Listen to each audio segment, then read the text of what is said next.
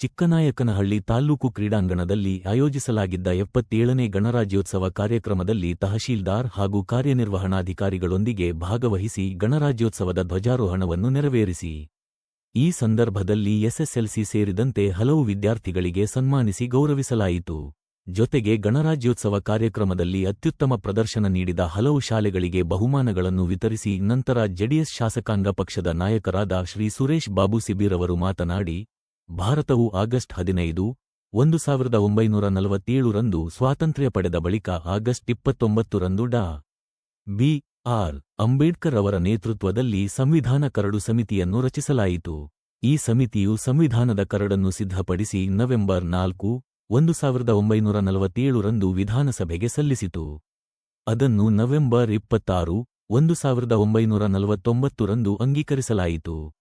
ಅನಂತರ ಅನೇಕ ಪರಿಷ್ಕರಣೆಗಳು ಹಾಗೂ ತಿದ್ದುಪಡಿಗಳೊಂದಿಗೆ ಭಾರತದ ಸಂವಿಧಾನವು ಜನವರಿ 26, 1950 ರಂದು ಜಾರಿಗೆ ಬಂದಿತು. ಈ ಕಾರಣದಿಂದಲೇ ಸ್ವಾತಂತ್ರ್ಯೋತ್ತರ ಭಾರತದಲ್ಲಿ ಸಂವಿಧಾನ ಜಾರಿಗೆ ಬಂದ ದಿನವಾದ ಜನವರಿ 26 ಅನ್ನು ಗಣರಾಜ್ಯೋತ್ಸವವಾಗಿ ಆಚರಿಸಲಾಗುತ್ತಿದೆ ಎಂದು ತಿಳಿಸಿ, ಇದಲ್ಲದೆ ದೇಶಕ್ಕಾಗಿ ನಿಸ್ವಾರ್ಥವಾಗಿ ಶ್ರಮಿಸಿ ತ್ಯಾಗ, ಬಲಿದಾನ ಮಾಡಿದ ಲಕ್ಷಾಂತರ ದೇಶಾಭಿಮಾನಿಗಳನ್ನು ಗೌರವದಿಂದ ಸ್ಮರಿಸೋಣ ಎಂದು ಕರೆ ನೀಡಿದರು. ಮತ್ತು ಎಲ್ಲ ವೇದಿಕೆ ಮೇಲಿರ್ತಕ್ಕಂಥ ಗಣ್ಯರೇ, ಅಧಿಕಾರಿಗಳೇ ಮತ್ತು ಸಾರ್ವಜನಿಕ ಬಂಧುಗಳೇ, ಇವತ್ತೇನು ನಮ್ಮ ಗಣತಂತ್ರ ವ್ಯವಸ್ಥೆ ಬಂದು ನಮಗೆ 77 ವರ್ಷಗಳಾಯಿತು. ಇವತ್ತು 1947 ಆಗಸ್ಟ್ 15 ರಂದು ಸ್ವಾತಂತ್ರ್ಯ ಬಂದು ನಮಗೆ ಸಂವಿಧಾನನ ನಾವೇ ರಚಿಸಿಕೊಂಡಂಥದ್ದು. ಇವತ್ತು ಇಡೀ ಭೂಪಟದಲ್ಲೇ ಹೆಚ್ಚಿನ ಜನಸಂಖ್ಯೆ ಇರ್ತಕ್ಕಂಥ ದೇಶ ಯಾವ್ದಾದ್ರು ಅಂದ್ರೆ ಅದು ಭಾರತ ದೇಶ ಅಂತಕ್ಕಂಥದ್ದು ನಾವು ಹೆಮ್ಮೆಯಿಂದ ಹೇಳ್ಬೋದು. ಇಂಥ ದೊಡ್ಡ ದೇಶದಲ್ಲಿ ನಾವು ಗಣತಂತ್ರ ವ್ಯವಸ್ಥೆನ ಅಳವಡಿಸ್ಕೊಂಡಿದ್ದೇವೆ. ಆದ್ರೆ ಇನ್ನೂ ಹಲವಾರು ದೇಶಗಳು ಸ್ವಾತಂತ್ರ್ಯ ಸಿಕ್ಕದ ರೀತಿಯಲ್ಲಿ ಆ ಪ್ರೆಸಿಡೆಂಟ್ ರೋಲ್ ಇರ್ತಕ್ಕಂಥದ್ದು ಕೂಡ ನಾವು ನೋಡ್ತಾ ಇದ್ದೇವೆ. ಇವತ್ತು ನಾವು ಚಂದ್ರ ಪಟೇಲ್ ಅವರು ಇವತ್ತು ವಂದೇ ಮಾತರಂ ಗೀತೆನ ರಚನೆ ಮಾಡಿ ಸುಮಾರು 150 ವರ್ಷಗಳಾಯ್ತು. ಅದು ಅನುಷ್ಠಾನಕ್ಕೆ ಬಂದು 144 ವರ್ಷ ಆಯ್ತು. ಖಂಡಿತ ವಂದೇ ಮಾತರಂ ಇವತ್ತು ಇಡೀ ರಾಜ್ಯದಲ್ಲೇ, ರಾಷ್ಟ್ರದಲ್ಲಿ ಎಲ್ಲಾ ಕಡೆನೂ ಕೂಡ ವಂದೇ ಮಾತರಂ ಹೇಳ್ತಕ್ಕಂಥದ್ದನ್ನ ನಾವೆಲ್ಲರೂ ಕೂಡ ಪರಿಪಾಠವನ್ನ ಮಾಡ್ಕೊಂಡಿದ್ದೀವಿ. ಖಂಡಿತ ಆ ನಿಟ್ಟಿನಲ್ಲಿ ಇವತ್ತು ನಮ್ಗೇನು ಇವತ್ತು ಸ್ವಾತಂತ್ರ್ಯ ತಂದುಕೊಟ್ಟವ್ರನ್ನ ಮತ್ತೆ ಜೊತೆನಲ್ಲಿ ಸಂವಿಧಾನ ರಚನೆ ಮಾಡಕ್ಕೆ ಬಾಬಾ ಸಾಹೇಬ್ ಅಂಬೇಡ್ಕರ್ ಅವರೆಲ್ಲ ಒಂದು ಸಮಿತಿ ಮುಖಾಂತರ ಇವತ್ತು ನಮಗೆ ಸಂವಿಧಾನವನ್ನ ರಚನೆ ಮಾಡಿ ನಾವಿವತ್ತು ಪ್ರಜಾಪ್ರಭುತ್ವದ ಒಳಗಡೆ ಸೇರ್ಲಿಕ್ಕೆ ನಮಗೆ ಎಲ್ಲ ಮುಕ್ತವಾದ ಅವಕಾಶಗಳನ್ನ ಒದಗಿಸ್ಕೊಟ್ಟಂತ ಎಲ್ಲ ಮಹನೀಯರಿಗೂ ಕೂಡ ಇವತ್ತು ಸ್ಮರಿಸ್ಕೊಳ್ಳೋದ್ರ ಜೊತೆನಲ್ಲಿ ನಾವು ಏನು ಇವತ್ತು ಚಿಕ್ಕನಾಯಕನಹಳ್ಳಿನಲ್ಲಿ ಇವತ್ತು ನಾವೆಲ್ಲ ಒಂದು ಮಕ್ಕಳಿಗೆ ಕ್ರೀಡೆನಲ್ಲಿ ಹೆಚ್ಚಿನ ಒಂದು ಜಿಲ್ಲಾ ಮಟ್ಟ, ರಾಜ್ಯ ಮಟ್ಟಕ್ಕೆ ಹೋದಂತ ಪ್ರತಿಭೆಗಳಿಗೆ ಗುರುತಿಸಿ ಅವರೆಲ್ಲರಿಗೂ ಕೂಡ ಇವತ್ತು ಗೌರವಿಸ್ತಕ್ಕಂಥ ಕೆಲಸ ಮಾಡಿದ್ವಿ. ಇವತ್ತು ಮಕ್ಕಳು ಕ್ರೀಡೆ, ಶಿಕ್ಷಣ ಮತ್ತು ಸಾಂಸ್ಕೃತಿಕ ಚಟುವಟಿಕೆಗಳಲ್ಲಿ ತೊಡಕೊಂಡ್ರೆ ಖಂಡಿತ ಉತ್ತಮ ರೀತಿಯಲ್ಲಿ ಅವರು ಮುಂದೆ ಅವರ ಆರೋಗ್ಯದ ಜೊತೆನಲ್ಲಿ ಅವರ ಒಂದು ಸಮಾಜದಲ್ಲಿ ಒಳ್ಳೆ ವ್ಯಕ್ತಿಗಳಾಗಿ ಕೂಡ ಹೊರಹೊಮ್ಮಬಹುದು ಅಂತಕ್ಕಂಥದ್ರ ಜೊತೆನಲ್ಲಿ ಇವತ್ತು ನಮಗೊಂದು ಹೆಮ್ಮೆ ಏನಂದ್ರೆ ಚಿಕ್ಕನಾಯಕನಹಳ್ಳಿ ಇವತ್ತು ರಾಜ್ಯ ಸರ್ಕಾರ ಇವತ್ತು ಮಕ್ಕಳಿಗೆ ಯಾರು SLC ನಲ್ಲಿ ಹೆಚ್ಚಿನ ಅಂಕವನ್ನು ಪಡಿತಾರೆ ಆ ಮಕ್ಕಳಿಗೆ 50,000 ರೂಪಾಯಿ, ಕಳೆದ ವರ್ಷ ಎಲ್ಲ ಲ್ಯಾಪ್ಟಾಪ್ ಕೊಡ್ತಾ ಇದ್ರು, ಈ ವರ್ಷ 50,000 ನಗದು ಬಹುಮಾನವನ್ನು ಕೂಡ ಕೊಡ್ತಾ ಇರೋದ್ರಿಂದ ನಮಗೆ 3 ಮಕ್ಕಳಿಗೆ, ಪ್ರತಿ ತಾಲೂಕು 3 ಮಕ್ಕಳಿಗೆ ಅದನ್ನ ಇಟ್ಟಿದ್ದಾರೆ.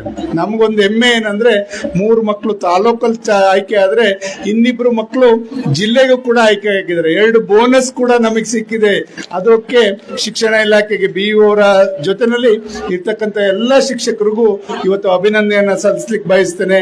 ಜೊತೆಗೆ ನಿಮ್ಗೆಲ್ಲ ಗೊತ್ತಿರಂಗೆ ಕಳೆದ 2 ವರ್ಷದಿಂದ ಜಿಲ್ಲೆಗೆ ಪ್ರಥಮವಾಗಿ SLC ನಲ್ಲಿ ನಮ್ಮ ತಾಲೂಕು ಇರೋದಕ್ಕೂ ಕೂಡ ನಮ್ಮೆಲ್ಲ ಶಿಕ್ಷಕರಿಗೂ ಕೂಡ ಅಭಿನಂದನೆ ಸಲ್ಲಿಸೋದ್ರ ಜೊತೆನಲ್ಲಿ ಇದು ನಮ್ಗೆ ಒಂದು ಹೆಮ್ಮೆ ಏನಂದ್ರೆ ಇವತ್ತು ನಾವು ಶೈಕ್ಷಣಿಕವಾಗಿ ಒಂದು ಹೆಜ್ಜೆಯನ್ನ ಮುಂದೆ ಇಡ್ತಾ ಹೋಗ್ತಾ ಇದ್ವಿ. ಏನು ಚಿಕ್ಕನಾಯಕನಲ್ಲಿ ಶೂನ್ಯ ಅಂತಕ್ಕಂಥದ್ದು ಭಾವನೆ ಇತ್ತು, ಇವತ್ತು ಎಲ್ಲ ಶಿಕ್ಷಣ ಕ್ಷೇತ್ರದಲ್ಲಿ ಇವತ್ತು 4 ಭಾಗಗಳಿದೆ. ಸರ್ಕಾರೇತರ, ಅನುದಾನ ರಹಿತ 4 ತರ ಶಾಲೆಗಳಿದ್ರೆ ಎಲ್ಲಾ ಶಾಲೆಗಳು ಓದ್ತಾ ಇರ್ತಕ್ಕಂಥವ್ರು ನಮ್ಮ ತಾಲೂಕು ಮಕ್ಕಳೇ ಅಂತಕ್ಕಂಥ ದೃಷ್ಟಿನಲ್ಲಿ ಅಲ್ಲಿ ಇರ್ತಕ್ಕಂಥ ಶಿಕ್ಷಕರನ್ನೆಲ್ಲ ಏನು ಒಟ್ಟುಗೂಡಿಸ್ಕೊಂಡು ಮಕ್ಕಳಿಗೆ ಒಳ್ಳೆ ರೀತಿಯಲ್ಲಿ ಶಿಕ್ಷಣವನ್ನು ಕೊಡಲಿಕ್ಕೆ ಕ್ಷೇತ್ರ ಶಿಕ್ಷಣಾಧಿಕಾರಿಗಳು ಮುಂದಾಗಿದ್ದಾರೆ. ಆ ನಿಟ್ಟಿನಲ್ಲಿ ಎಲ್ಲಾ ರೀತಿ ಪ್ರಯತ್ನಗಳನ್ನು ಮಾಡಿದರೆ ಮೊನ್ನೆ ನಡೆದಂತ ಏನು ಪ್ರಿಪರೇಟರಿನಲ್ಲೂ ಕೂಡ ಸಬ್ಜೆಕ್ಟ್ ವಾರು ಕೂಡ ಜಿಲ್ಲೆನಲ್ಲಿ ಪ್ರಥಮ ಸ್ಥಾನ ಚಿಕ್ಕನಾಯಕನಹಳ್ಳಿ ತಾಲೂಕಿದೆ. ಮತ್ತೆ ಟೋಟಲ್ ಅಲ್ಲೂ ಕೂಡ 79% ಶೇಕಡ ಚಿಕ್ಕನಾಯಕನಹಳ್ಳಿ ಇರ್ತಕ್ಕಂಥದ್ದು ಜಿಲ್ಲೆಗೆ ಪ್ರಥಮ ಸ್ಥಾನ ಅಂತಕ್ಕಂಥದ್ದನ್ನ ಹೆಮ್ಮೆಯಿಂದ ಹೇಳಲಿಕ್ಕೆ ಬಯಸ್ತೇನೆ. ಇದೆಲ್ಲ ಮತ್ತೆ ಬರ್ತಕ್ಕಂಥ ಆನ್ಯುವಲ್ ಎಕ್ಸಾಮ್ ಅಲ್ಲೂ ಕೂಡ ನಮಗೆ ನಂಬಿಕೆ ಇದೆ, ನಮ್ಮ ಶಿಕ್ಷಕರ ಬಗ್ಗೆ ನಂಬಿಕೆ ಇದೆ, ನಮ್ಮ ಮಕ್ಕಳ ಬಗ್ಗೆ ಅಪಾರವಾದಂತ ಒಂದು ಪ್ರೀತಿ ನಂಬಿಕೆ ಇದೆ.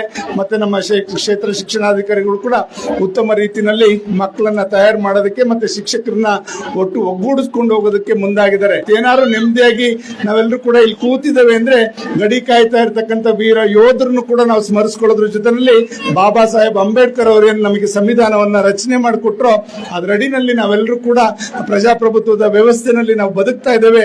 ಖಂಡಿತ ಪ್ರಜಾಪ್ರಭುತ್ವಕ್ಕೆ ಗೌರವ ಕೊಟ್ಕೊಂಡು ನಾವೆಲ್ಲರೂ ಕೂಡ ಉತ್ತಮ ರೀತಿಯಲ್ಲಿ ಬಾಳ್ಮೆಯನ್ನ ಕಟ್ಕೊಳ್ಳೋಣ ಅಂತಕ್ಕಂಥದ್ದನ್ನ ಈ ಸಂದರ್ಭದಲ್ಲಿ ಸಂದೇಶವನ್ನ ಸಾರ್ತಾ ಮತ್ತೊಮ್ಮೆ 77ನೇ ಗಣರಾಜ್ಯೋತ್ಸವದ ಶುಭಾಶಯಗಳನ್ನ ನಮ್ಮ ಎಲ್ರಿಗೂ ಕೂಡ ತಿಳಿಸ್ತಾ ನನ್ನ ಮಾತು ಮುಗಿಸ್ತೇನೆ. ಜೈ ಹಿಂದ್, ಜೈ ಭಾರತ್.